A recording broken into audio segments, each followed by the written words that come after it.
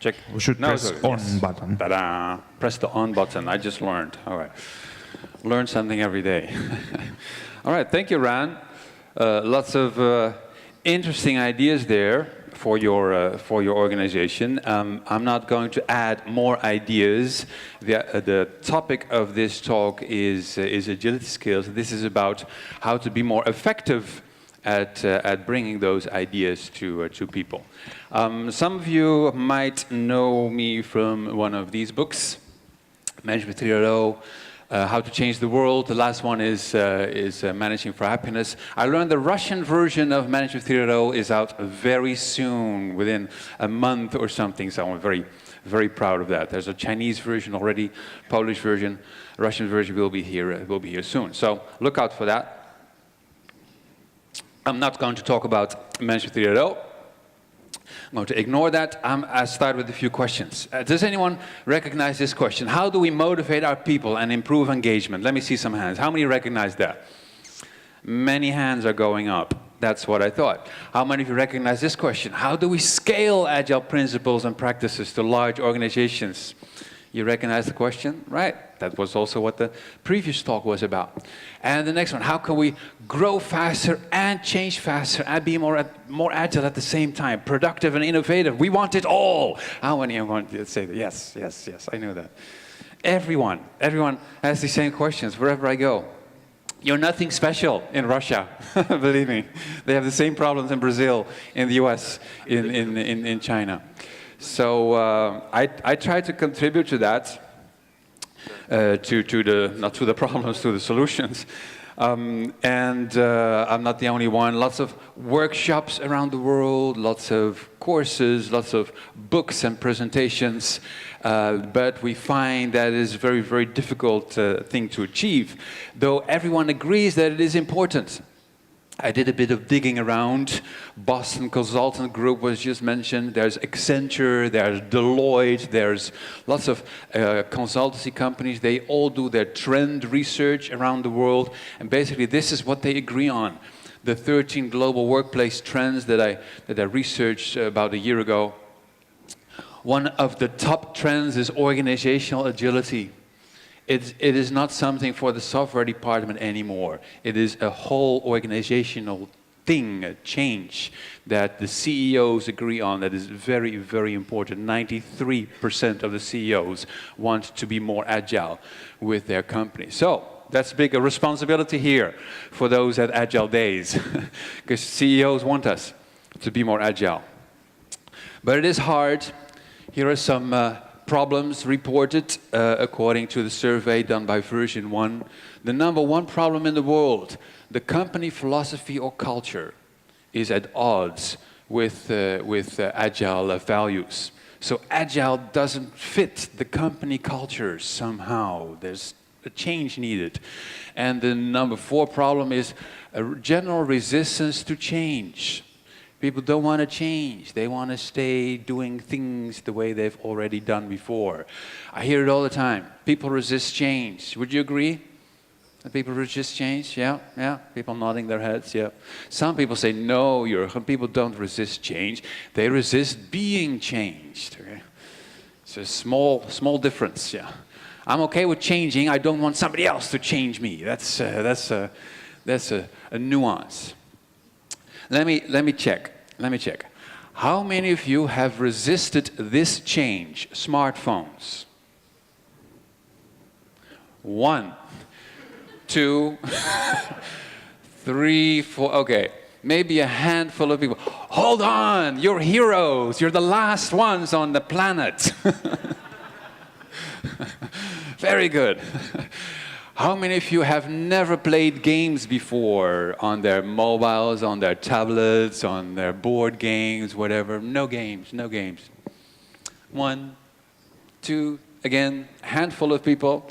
How many of you have never used streaming audio or video? No Netflix, no Spotify, no iTunes, nothing, just paper books. Just a few people. Okay. So apparently change happens, right? There's been a lot of change in the last couple of years. So let's just agree that anyone who claims that people resist change is just oh, sorry about that. They should be incognizant. Sorry, not incompetent. Sorry. Incognizant. That means that people don't understand how change works, right? How people change their behaviors. It's an important topic. So we all want to be more agile, but we don't know how change happens. That's conclusion number one that I have for you. Let's continue. Next part. Does anyone recognize this? I'm not sure here in Russia. Je peux me transformer comme je le veux. Regardez. Hup, hup, hup. Barbatruc. Was this shown in Russia a long time ago? No, it was very popular in the western part of Europe, but I noticed the Eastern European countries never saw this. So this was Barba Papa, a very famous children's cartoon from when I was young. Right? Now Barba Papa was amazing, right? He could change form. Sometimes he was a circle and sometimes he was a square. Wow! That was so cool. Maybe you recognize this. Hello, Quark. Who was that? Star Trek, which one? Which one? Yeah, which of the old ones? No, not the oldest. No, not the original. Come on! Not Next Generation, no. It was Deep Space Nine, people. Deep Space Nine, yes, yes. Do you know what the name was of that person? No, it was not Baba Papa, no. It was Odo. Odo was a security agent on the space station, and he could change into any form. He was a changeling, a shapeshifter. And that's handy if you're a security agent and you can be anything. Sometimes he was a vase of flowers, and sometimes he was a dog or a chair, and he was always trying to catch Quark, who was the smuggler on the train station, on the space station. How many of you recognize this? I'm sure you recognize this. Ooh, yes.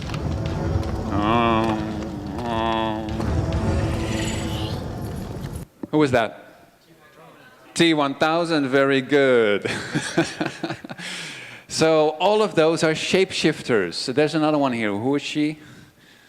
Mystique from X-Men. You passed the test. Thank you so much. This is awesome.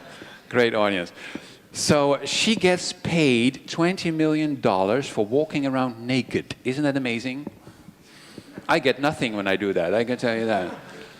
But anyways, they're all shapeshifters. I like the metaphor of shapeshifting because, as Rand just told you, there needs to be organizational redesign to make things work. And actually, I believe this has to happen all the time. Because sometimes you need to be solid, sometimes you have to be liquid. Sometimes a Terminator was punching someone through the face with a fist of steel. Do you remember that scene? That was, oh my God, it was ghastly. And other times he was dripping from the ceiling behind somebody's back. So that's changing to the right form in the right place in the right time. I think that is, metaphorically speaking, what organizations need to do. Have the right form. It depends on the context. So in the 21st century, I think successful organizations, they are both hard and soft. They are solid and liquid, organized and self-organized, depending on the context. That is the trick. How can we do that? Well, I'm trying to figure that out as well. Maybe some of you know of Holocracy. It's a pretty popular, trendy framework. I think Holocracy is sort of like 90% self-organized, liquid, and 10% solid, organized, fixed. Because they have this constitution of 40 pages, right, that says how to have meetings and everything. But as for the rest, everything is self-organized. Some people like the Spotify model. I have it in quotes. It's hugely popular around Europe. Everyone wants to have the Spotify model, except Spotify. They don't do this.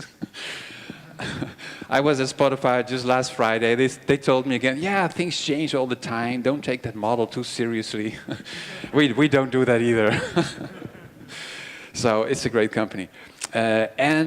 It's a mix. They have self-organized stuff, but they also have command and control stuff. I was talking there with a tribe lead, someone who leads a tribe. How do you think that person gets there in that position? He is assigned by top management, right? That is command and control. It is not like the whole company votes about who becomes the new tribe leader. That's not happening. Right? So there's a bit of organization, there's a bit of self-organization. And then, oh my God, the scaled agile framework.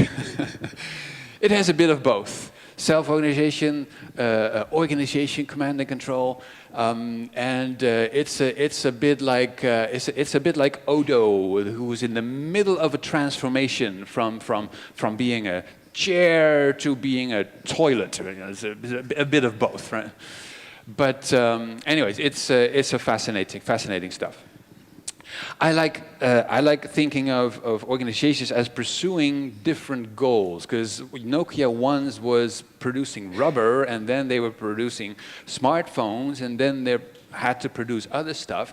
The goals change all the time. So we have to become like shapeshifters. Otherwise, we cannot survive, as you just saw with Nokia. They were not able to shift their form. So that's another conclusion I have. Shapeshifting. Scaling the change. You probably heard about this problem that we have in Europe. The British people, they do not want to be part of Europe anymore. They said, we're going to take back our control. And then they decided to get out of the European Union. And the funny thing is, they didn't ask anyone else in Europe if they were okay with that. They just did it. So I thought, if you can just do it without asking anyone if it's okay, then you already had autonomy, right? It's not like you took back autonomy, you already had it. You just decided to break up. That's fine, goodbye, good riddance. But don't pretend that you did not have autonomy. And some people say it's a bit dumb of the British. It would be smarter for them to be part of Europe. There's a discussion going on there, because some decisions are better when they are made in one place. Like I came here with Aeroflot across many countries in Europe. I know for pilots and airplanes, it is useful that the same laws apply across all of the European continent, right? That they don't have different rules in every country. That will drive them insane if that was the case.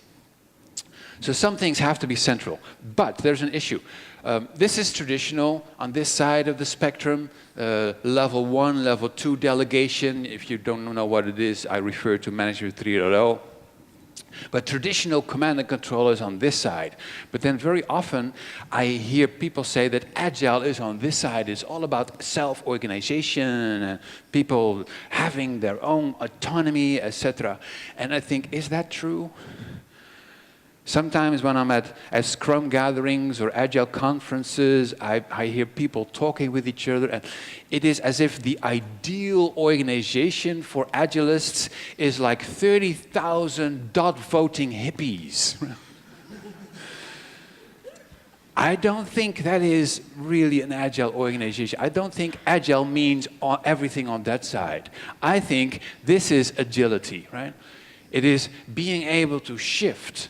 And it is true that far too many decisions are on that side in the red. We have to move more decisions over there, but not everything. They call that anarchy for a reason, right?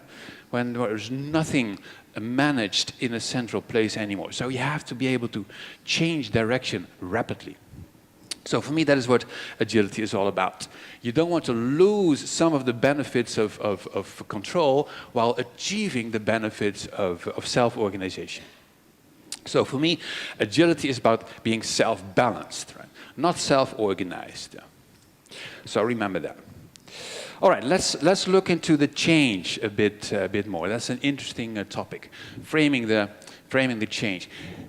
Did you know that 18 months passed between version 4 and 4.5 of SAFe? Did you know that 3 years passed between the last 2 versions of the Scrum Guide? Does that sound agile to you?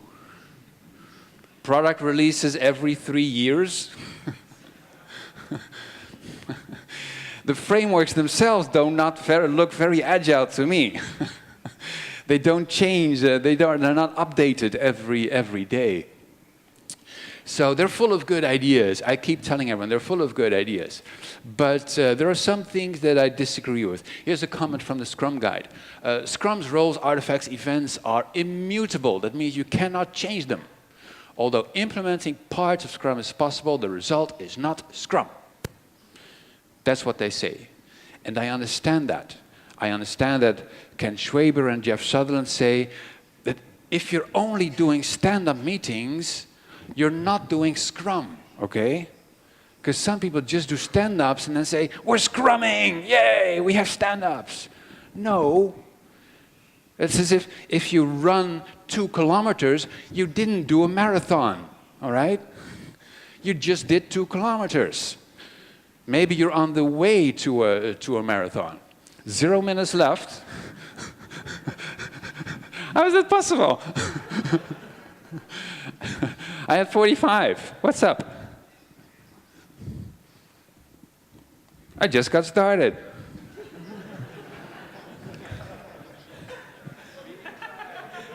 You're tired. You want to go away. To 13th. No, it's wrong. You're wrong. Jurgen, 45 minutes for presentation plus Q&A session. Sorry? It's me. Where? Oh, here. 45 minutes for presentation Yeah. plus Q&A session. Yes, so why does she say that I have 0 minutes left? Half hour. And 15 minutes left. 15 minutes left. I have now 15 minutes left. Yes. Okay, but this says, all right, I just have 17 minutes. I did just 17 minutes. Oh, sorry. Yes. Okay, so get your act in order here. What's happening? Okay, how many minutes do I have left for my talk? I think 30 or 27 now.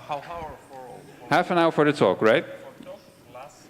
And then Q&A. All right, good. Okay, good. Thank you so much. Fire her. All right.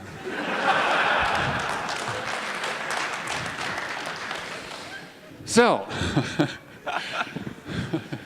I'm okay. I mean, I can go get a cappuccino. I'm agile. I don't care. If you want me out of here.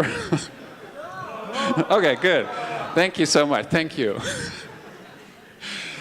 So, anyway, they said you're not doing Scrum if you're only doing stand-up meetings. That's I understand that. There's a bit of frustration, right, with Jeff and Ken.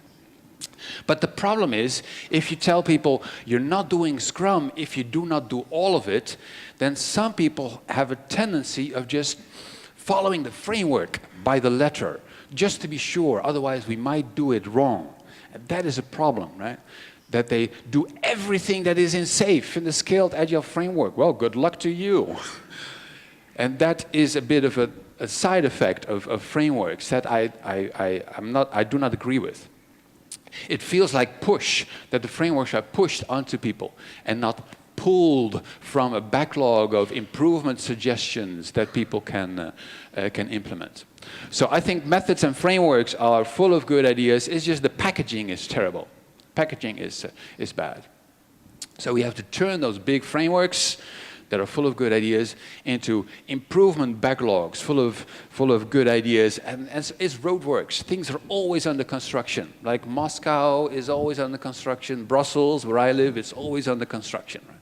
The same with your organization. Why people change? Oh, this is my favorite topic. So I was promoting my book 2 years ago in the US. Managing for Happiness. Did I tell you I have a book called Managing for Happiness? I might have mentioned it before. I don't know. I'm not sure. But I was in New York City, minding my own business, using my Kindle to read some books or something. And there were people from all over the world, because this was New York. There was Russians and Africans and Chinese and everyone. And lots of different languages and hairstyles and body types. But everyone was playing this game. It was ridiculous. They were all walking around with their smartphones, trying to find monsters and talking with complete strangers about what they found. And then, look at that, oh, a Snorlax has appeared. Run before they get the Snorlax. And I was sitting there in the park and what is going on? The world has gone mad. I never saw something like that before.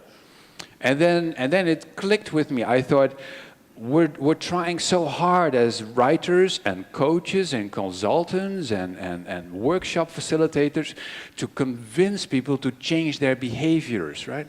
And it takes years just to get 500 people to adopt Scrum successfully. And then within 3 weeks, millions are playing Pokemon Go. It's not fair. How do they do that? I want millions of people to use my ideas in just 3 weeks. How can I achieve that? So that is interesting topic. And this is the traditional way that we often bring change to people, right? With guides and frameworks and rules. Thou shalt not kill thy Scrum Master or product owner.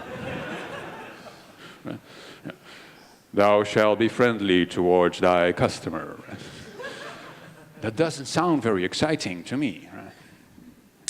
And this reminded me of a book that I read a couple of years ago. I'm a runner nowadays. I'm very proud of myself. I run 40 kilometers per week.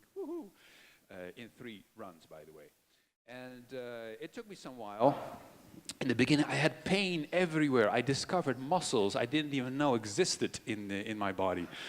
So I had to read some books, and this was one of the books about running that I read. And it contained page after page after page after page of instructions. Like, you will run in phase 2 on Wednesday, 7 kilometers, and on Thursday you do a slow run of 12 kilometers, and on Friday you have a rest break, and then on Saturday, and I was like, oh my God, that doesn't look like fun. Right? I was very demotivated when I read this book. I needed a drink. Right? It is no surprise that the author's name is Jack Daniels. You see that?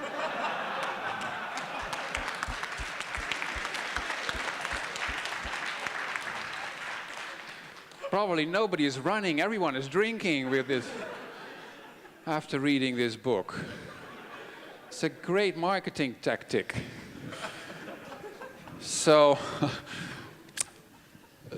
that doesn't work that well, that way of offering ideas to people. This is all the problems that I found with traditional change programs. Maybe you recognize some of them. So we need to do better. And Jane McConnell, she wrote a fantastic book, Reality is Broken. She said all of the neurological and physiological systems underlying happiness are fully activated by gameplay. Games make us happy, right? That's why we play them. That's why Pokemon Go was so successful within 3 weeks. So what is it that people do in games? Well, I will give you an example. This is World of Warcraft. On average, people play 20 hours per week World of Warcraft. And what do they do in World of Warcraft? Well, work. They find stuff, they explore things, they practice, they form a team, and they start projects. And then, oh, the new project starts. Everything starts blowing up. Typical Scrum project, probably. Everything starts blowing up. And then, oops, there goes the Scrum Master. And we do one release after the other, and more releases, and then we run to the customer, and the customer says, "You're too late, old friend. No more Keras.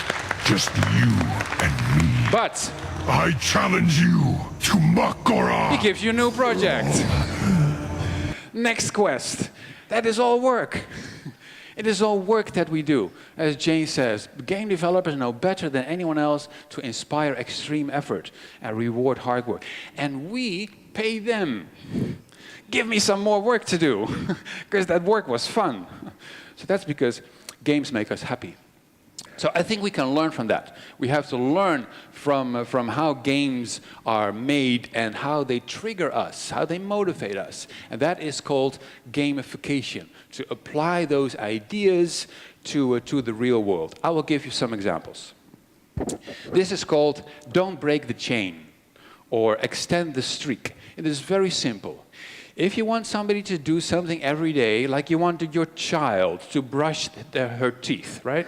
You give a box of stickers and a calendar and tell her you can take a sticker from the box and put it on your calendar only if you brush your teeth. It works wonders. Also with adults.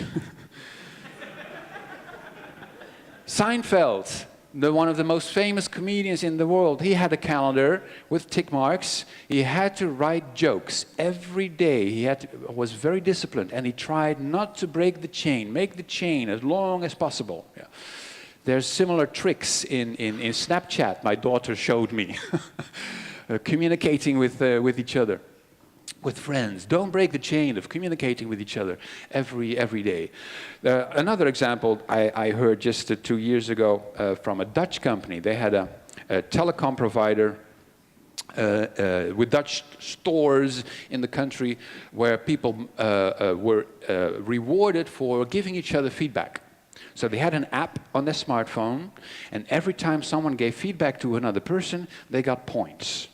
So, for example, if you said that she could smile a bit more to the customer, ka-ching, you get a point. And then maybe you said to him, you could be on time tomorrow, ka-ching, you get a point. Isn't that amazing? So that's gamification. And then I asked after the talk, okay, so what is the point of earning all those points?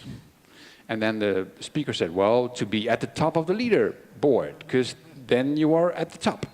I said, well, what if I don't care about being at the top for giving feedback? Well, most people like being at the top. I said, oh, okay. I asked, so do the managers also participate in this peer-to-peer feedback? He said, no. The managers just look at the data. And, I had a Jean-Luc Picard moment at that point. So yes, that is also gamification, but it is a very poor implementation. This is I think this is the best gamification model that I have found by Yu-Kai Chu. It's called Octalysis. He's from South Korea. He knows everything about games. And what I just showed you is in this corner, accomplishment, status points, leaderboards, progress bars, etc. Yes, that motivates some people, but not everyone. It is gamification, but if that is the only thing you do over there, you have a very poor implementation. Right? You only do one thing, but there are 8 corners. Right? To give you an example, I was talking with someone from Melbourne, Australia, I think, yes, and she said, Jurgen, we have kudo cards in our company, thank you notes, that we ask people to write thank you notes for each other, and it works for 8 or 9 out of 10 companies, but some companies, it doesn't work that well. She asked, what can I do to make kudo cards work in our company? Well, I thought maybe some gamification. What can we come up with? I learned from Yu-Kai Chu's book that if you make something scarce, meaning there's less available, people will be more motivated. For example, scientists know if you have 2 cookie jars, one is nearly empty, the other is nearly full, most people want cookies from the nearly empty cookie jar. Because those are the better cookies, right? They are rare, right? So they take those cookies, except for the last one, that is impolite, right? Dutch people take the last one, I can tell you that. It's the best cookie, the last cookie. So you can use that. Somebody had a web form where he asked for hobbies. So people filled out speaking, traveling, submit. 2 hobbies on average. And then he thought, okay, what can I do? Maybe reduce the size of the box. So he made just 3 small text boxes available instead of 1 large, endless box. And then people said, okay, speaking, traveling, writing, submit. That's 3 on average he got. He increased the response rate by 50%. by making the size smaller of the area where you could enter your hobbies. So I said to that person, I would make fewer kudo cards available. Make them rare. Make them special. Maybe give every person on the team just 3 cards. Like, these are your 3 cards for this week. Use them well. You don't get any more if you lose them, right? It's just useless paper, but that increases the value of the cards. That is over here. That's called magnetic caps, that technique. You just set a cap on something, and then it is magnetic because the response rate goes up. Another example, somebody said, Jurgen, we have this Friday afternoon drinks thing in our company at 4 o'clock, but everyone says it's important, but nobody shows up, except for the Agile coaches, because they have nothing to do. Okay, so how can we get more people to come to the Friday afternoon drinks? I said, I would make a silly selfie with the people who are there at the drink, right? Just make a selfie as silly as possible, click, and print it and put it on a coffee machine or in the kitchen. And we do that every Friday. And then people will pay attention, and they will have ideas for how you can make the silly selfie even sillier. They'll say, we could make a silly selfie in the CEO's room. Yay! Then you have to be there, right? It was your idea, so come to the silly selfie, and we're going to take a silly selfie in the CEO's office. And if there are many pictures, people will see that, some people are never on the silly selfie photos. The social pressure starts building up. This part of the diagram. So over here is the social area, the social prodding. Fascinating stuff. I will skip this slide. Go to the next one.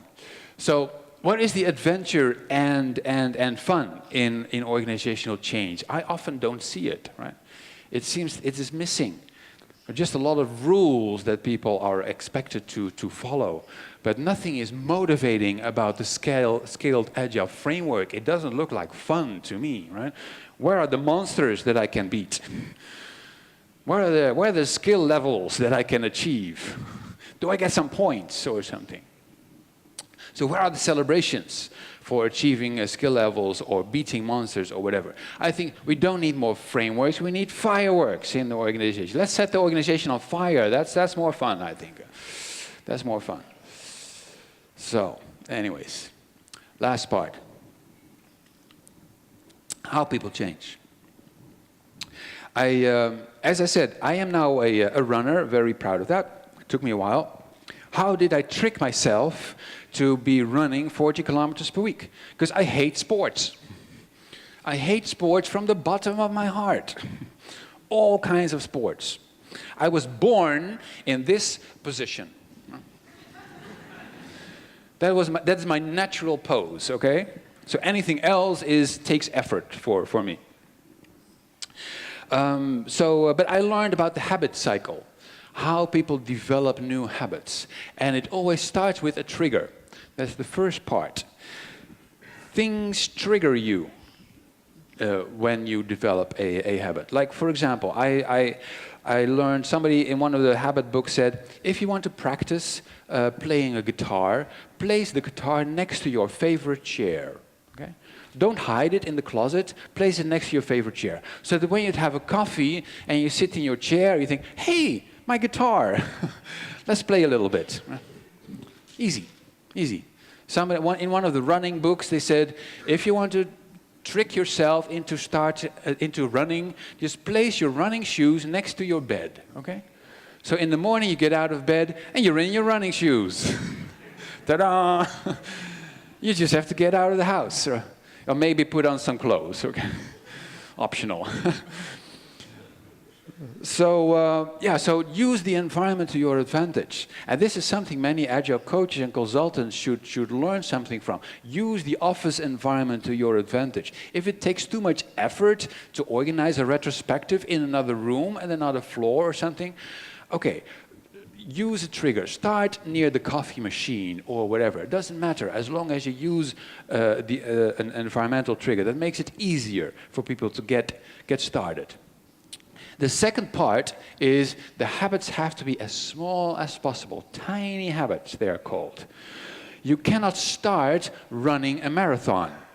That doesn't work like that, right? It took me 3 years to get to 40 kilometers per week. Right? In the beginning, some writer said, just take a walk around the house. That's fine. But do it 3 times per week. Yeah. Get into the habit of taking a walk around the block. Maybe a walk around the park. And next month, we will start slowly jogging, maybe, perhaps. Build it up slowly. So you reduce the size of the habit to make it as simple as possible, a tiny habit, to increase the chance that you will do it again.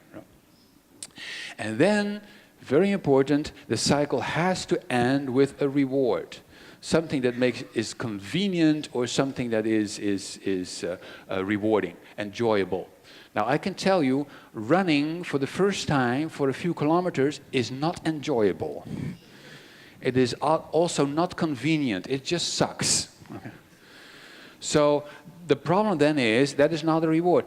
There, the gamification kicks in. You'll have to reward yourself. Like, I rewarded myself with chocolate. I live in Brussels, chocolate capital of the world. I could have chocolate on the days when I run. Not on the other days. That's gamification, right? And it worked. So you trick yourself, basically, building up the habit.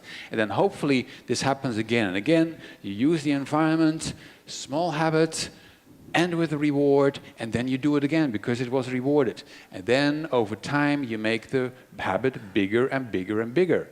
So maybe your first retrospectives should not last 2 hours. Maybe it just should be a 2-minute conversation in the kitchen with the team. That is okay, right? At least you got started with a tiny habit. Then end with a reward and do it again next week. Then over time you build it up. That is how habits form. So what about the many small rewards for making small steps progress, right? I don't see that with SAFe or Holocracy or the Spotify model or less or whatever, full of good ideas. But there's no gamification, there's no habit-forming techniques. We need to add those to make it work. So don't make it a rule, make it a habit. Last few minutes, I will end with some examples to make it more concrete for you. This one is simple. I asked my friends on Twitter, Facebook, give me some examples of gamification. Somebody said, I spin a bottle to define which of our team members is going to participate next. Which of the 8 corners is used here, do you think? Of the unpredictability, clear, yes. An easy one to get started, right? So this part, unpredictability. The gambling industry is heavily focused on this part of the diagram, right? We love things that are unpredictable. Let's put in another few rubles or euros and press the button. Do I get a prize now? We love that unpredictability.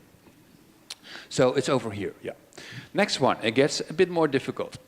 In a project with 3 teams, we had one sprint board for with a different card theme for every sprint. Racing cars, superheroes, holiday symbols, themes per sprint. What part of the model can that be, do you think? People disagree here a bit, that's okay. Meaning, yeah, I thought the same thing, meaning. Some people say empowerment, that's okay. You take control over the sprint names, that makes you feel empowered. But I think it is more meaning. Narratives, heroes, storytelling, that is all about meaning. You attach a story to your sprint, basically, and give it an interesting name. Now here's the most interesting one.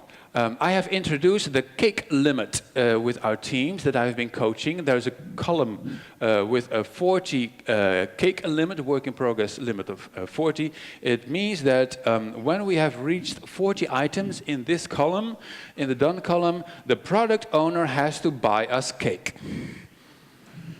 That is the only way to resolve this bottleneck, to congratulate us on work well done. So what part of the model is that? Accomplishment, yeah, and something else? Maybe empowerment? No, I don't know scarcity. I was thinking of another one. Social influence, yeah, yeah. My guess is accomplishments, yay, 40 things done, and social influence. Hey, isn't it time for cake? Would be nice, right, to celebrate that together. So that's gamification too. It is completely useless, the cake and the spinning the bottle and all that stuff, but it makes it fun. It makes us feel as if we're playing a bit of a game together. So, recap. Everyone wants agility at scale, but nobody knows how to do it. It's very, very difficult. And organizations are faced with changing goals all the time, so they have to become like shapeshifters, being able to change things more often. And that requires people to be able to change more often, faster, right? We have to learn how to introduce ideas at a faster pace and have them be adopted by the teams, because we have to be self-balanced. Sometimes we need to be controlled, sometimes self-organized. There's too much command and control, so we need more self-organization. But sometimes we have to move back. Right? As I sometimes say, when the ship is sinking, the captain has to take control, right? And give instructions. And then everyone off the ship, captain goes last, right? Well, except when you're in Italy with a cruise ship, I suppose. Turn big pictures frameworks into small picture roadworks. Right? It is important to break up those frameworks. They're full of good ideas. Rand just showed you what everything is in less as awesome stuff. But as frameworks, I think those methods, frameworks, they fail because they give people a feeling that they have to do everything. And that is not the point. I still didn't do a real marathon. I don't care, but I do feel very healthy because of my daily practice of running. So we don't need more frameworks, we need fun and fireworks. And finally, don't make things a rule, make it a habit. That is hopefully inspiring for the Agile coaches and consultants here in this room. This is how I think we can scale agility to large and small organizations.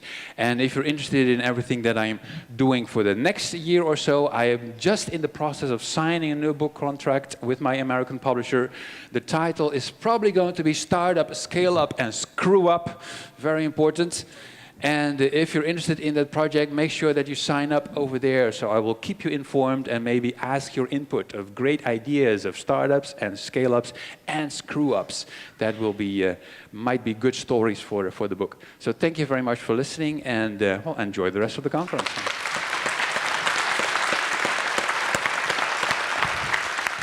Вопросы, пожалуйста.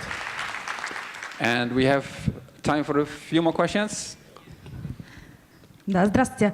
Меня зовут Олеся, у меня такой My name is Ellis. I have a question. When you've been determining yourself about this running, everything wonderful, trigger, small steps, but at the first stage when you've been thinking, should I do diving or should I do pictures or do I want running? So this question of choice, what can you recommend to me?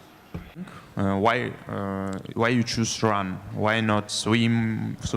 Why not parachute? But how you make a choose in that moment if you thinking maybe I really want to swim, not run? Right. Okay, so how do you choose between different practices? Metaphorically speaking, I choose running and not swimming. But my context is I am traveling all the time, right? Last week I was in Finland, in Sweden, in Ukraine, now I am in Russia. I cannot carry a swimming pool on my back. So I have to do a sport that is very easy, convenient, and that just takes running shoes and shorts, so I can run anywhere in the world. Other people have different constraints. So they may end up with swimming because the swimming pool is around the corner of the office or something. It is the same with organizations. The practices that you pick, they very much depend on your context. What kind of organization do you have? What kind of product? Making software is totally different from making movies, right? So you will have different practices, but the principles say they stay the same. Yeah. Thank you. Over there, yes. Yes. Thank you. Very inspiring. Thank you. My question is, Okay, it's really very inspiring. I want to implement it. Then I'm some confusing because I don't know many instruments how to implement gamification in real company. Where can I find it? Really, some books or speeches or? Yeah, there are plenty of books. So start reading Reality is Broken, or start reading Yukai Chu's Octalysis model. Beyond Points, Badges, and Leaderboards is the subtitle. Because mostly when people think of gamification, they just start with points. Let's give people points. But that is very simple, very simplistic. Actually, there are many more ideas, but I also didn't know those ideas. But now I have read a couple of books on gamification, and there are plenty of ideas out there. There are whole websites about gamification, and that you can be inspired by as a coach or consultant. Just simple things as spinning a bottle. People think that's fun. On one of my teams, we have a bonus system where people earn bonus over time. We roll a dice. At the start of the month, one person throws a dice, and only when they throw a 6, we pay out the bonus money. No 6, no bonus. Then we roll it over to the next month. The bonus is still there, it just carries over and gets bigger. So it's like a jackpot that gets bigger and bigger. That's gamification too. The team has to roll a 6 to get the bonus. They love it. They think it's their own little Las Vegas casino that they have. Sounds so cool. That's gamification. Thank you. Hi. All right. Very cool show. But, thank you so much. And I want a lot of try, but one thing is I'm hurry a lot. I know a lot of research that rewards external motivation, displays internal motivation and meaning of meaning of our work. Mm-hmm.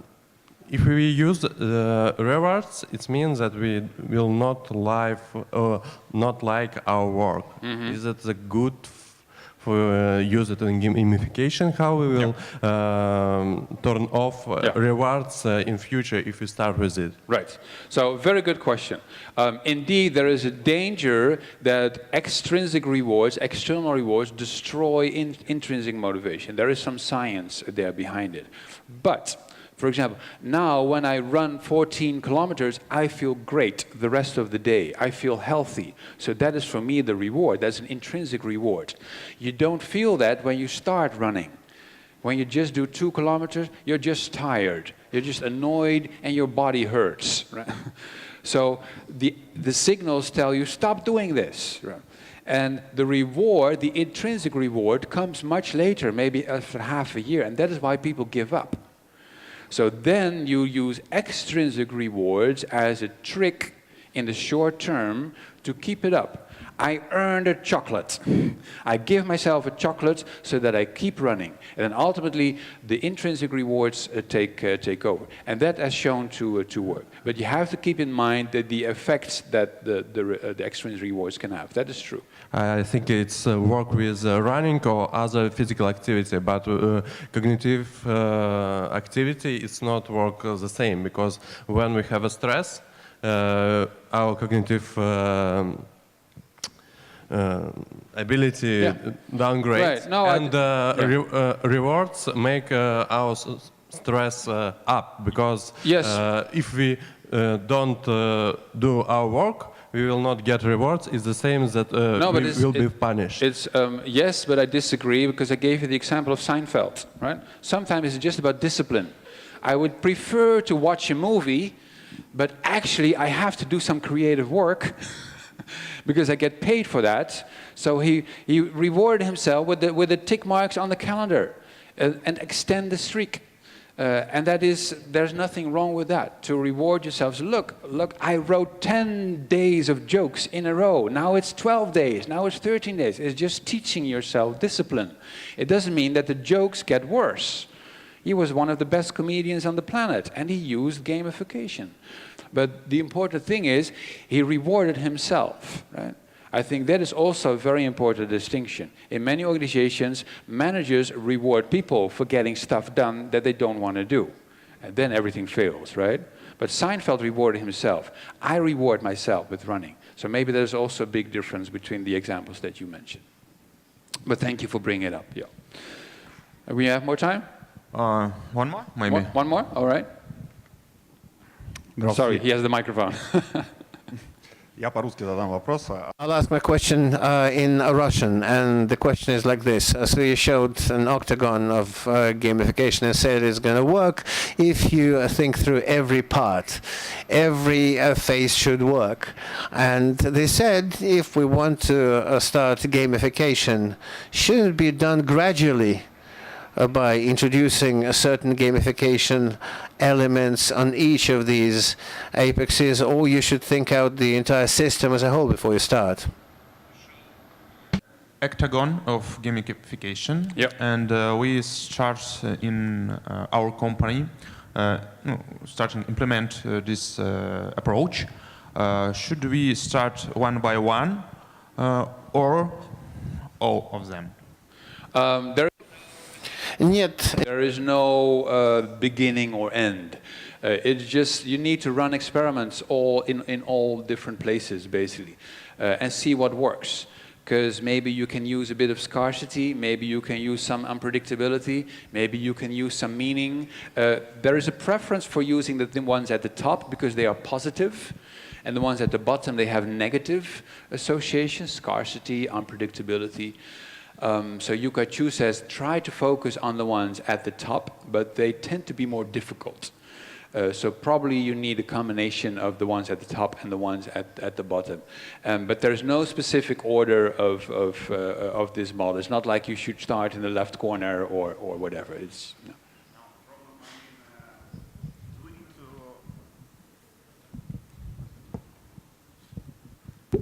The problem, I mean, do we need to know, we need to know the full model before we start for each side, or can we start just with the one? No, you don't need to know. You don't need to know. And this is just one model. There are other models that show things a bit differently, and that's fine. Even if you just know that people are inspired with meaning, with purpose, that's a great place to start. Give people a sense of purpose. That's what I do with my startups. We have a great purpose. That is what people sign up for. That is why they apply for a job. And they tell me they have never had such a great job before in their lives, before they started working with me. And just because I offer them purpose. We didn't do much of other gamification stuff. So there's no need to know the whole model. Yeah. Thank you for asking. Okay, thank you. Thank you too. Thanks for joining. Lunchtime. Lunchtime. Ребят, кто хочет задать вопрос Юргену, пожалуйста, просто подходите в личном порядке и все.